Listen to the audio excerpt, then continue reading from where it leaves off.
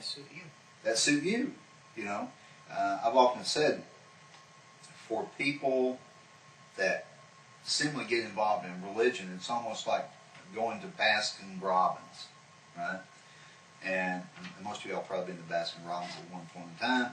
The Baskin Robbins, for those who don't have them, they're actually an ice cream shop. And they used to have this great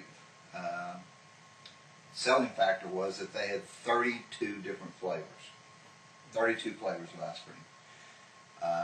And of course today they have not only 32 flavors of ice cream, but they also have yogurt flavors too, so there's probably a lot more than 32. But you can go to one of those shops and you can get a little taste from all 32 flavors before you actually choose which one you want. I mean, it's obviously you're probably not going to taste all 32, but if you went in there, you could actually go through the 32 flavors of ice cream and maybe even go through all the flavors of the yogurt, which you'd probably be full, not even wanting ice cream after that. Mm-hmm. But what happens is, you know, you taste all those and you think, okay, well, I want a cone of this one. This is the one I prefer. And that's kind of the way it is with people choosing religion. They choose one that fits them, that tastes good to them, that fits their lifestyle. It's not about facing responsibility. It's not about curbing one's passions or emotions. It's more like feeding them. Exactly. So, and that's why sometimes I refer to people's religious choices as going to Baskin Robbins. Mm-hmm. The reality is God gives laws for us as human beings to recognize, number one, responsibility. We are responsible for our behaviors, mm-hmm. Which kind of weighs pretty heavy on us if we ever come to grips with that. Okay, we're responsible for what we do. Nobody else is.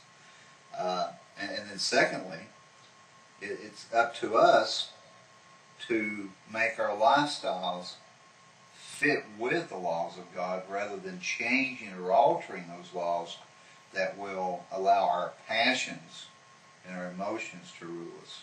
Mm-hmm. Right? So in this case, by the way, we run into that second one, and all of a sudden we see in the text of Genesis, you know, we have a story about supposedly these B'nai Elohim, which some people will translate, most translations will translate as sons of God, but it could also be translated just as well as sons of the judges or the sons of the rulers or the sons of the powerful. It might be referring back to those wise men that we were talking about. Well, later on in that same text it says, and these were the men of renown. Exactly. Those exactly. would have been the wise men. Yeah, they would have been the wise men, and maybe the the generations that proceeded from them. But we find something else about these men that's very interesting. When we start talking about they're violating, they're corrupting something. They're corrupting the ordinances.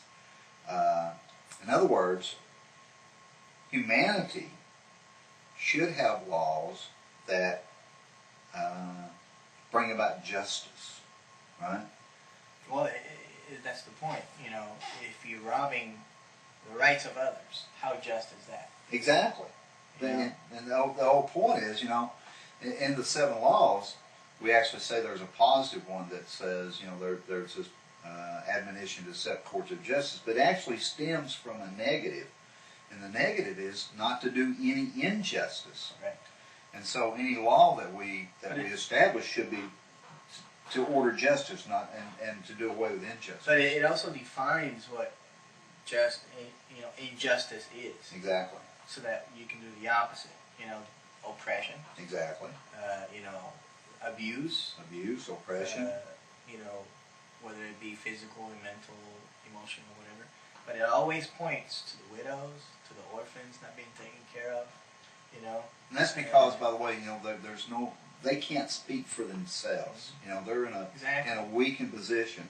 And it also, by the way, in the Torah brings up the idea not only about oppressing the widows and the orphans, but even the stranger. Because if you happen to be in a strange country, basically means, okay, I'm here illegally in some way, and I don't really have any rights. And so it's almost like you got to have somebody that will speak up for them. They can't do it on themselves because they really don't have a right to. So the Torah forbids oppression of strangers. But it's talking about people being in a weakened position that cannot speak out for themselves. And so within the laws of B'nai Noah, the Sheva Mitzvot, there is this concept of a prohibition against injustice. So we understand that as a admonition to set up courts of justice to ensure, by the way, that everyone receives justice. You know, not the rule of law, but justice. And what happens is, in America and a lot of other countries, it's not necessarily justice that prevails, it's the rule of law that prevails. Right. Right? So what happens, rather than actually instituting courts of justice, They're the opposite. they're doing the opposite. They're actually going by the rule of law. Okay, they made laws. The question becomes, are they just laws? Okay? And the reason we say they're not just laws, immediately we are told that these powerful men, probably in positions of making law, one of the things that we're told is immediately that they are taking wives. You know? Now, it could mean one of two things. It could mean that this is a way that men acquired wives back in this way. They just took wives. But that seems kind of barbaric. You know, you kind of get the idea of the prehistoric age men running out of the club, you know, clubbing women in the head and taking wives. But it also might have the connotation that they pass laws, right? Because they have this strong sexual drive, you know, that's not being controlled, not being regulated, that they're taking other men's wives, right? So all of a sudden, we find out maybe, based on the text in Isaiah, couple that with the text in Genesis, they're talking about the same two ideas. All of a sudden, we see the corruption of these ordinances, right? And this violation of courts of justice, or just preventing injustice, is really what we should think about. So here we have a situation where they're actually using law to oppress people and to take what they want, you know, to ensure laws. It's almost like the same thing, by the way, that happened later on in Genesis with Sodom and Gomorrah, right? And Abraham brings up the point, will the just judge of the whole world judge unjustly, because he knows that God is just. But he knows that what's going on in Sodom and Gomorrah, that they have laws, right? Well, what kind of laws were there? They served their purpose. They served their purpose, and their purpose was to ensure that nobody else came into that part of the world.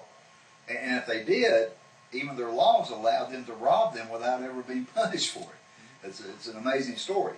And the other side of the coin is that a lot of people go through and they say, oh, you know, well, God destroys Sodom and Gomorrah because they're immoral, you know, homosexuals, you know, all this different type of ideology to think about. But Ezekiel the prophet brings up the point of why Sodom and Gomorrah is actually destroyed and punished by God. And it says that they had plenty of bread, right? In fact, they had plenty of everything. You know, this was a wealthy neighborhood, but he says they were not charitable. They were not kind people. They were not compassionate people, and that's ultimately why they were destroyed. Okay? So, if we look at what Isaiah is telling us, looking back into the text of Genesis, we see the violation of the prohibition against idolatry. We see the violation against the prohibition of blasphemy. Now, in the second corruption, we see the violation against the institution of courts of justice, really having really just laws. And all of a sudden, we've got three violations here, right? And the third thing Isaiah brings up is Isaiah 24:5. He says there's another type of corruption. Yeah. This is very interesting too, by the way. Broken the everlasting covenant. Broken the everlasting covenant, because, and he's talking about, when he says everlasting covenant, it's called the Brit Olam, the everlasting covenant. Now, you have to take this based on the text, when he says he's broken the everlasting covenant, when you go back to the Genesis text, the text that you read to us earlier, all of a sudden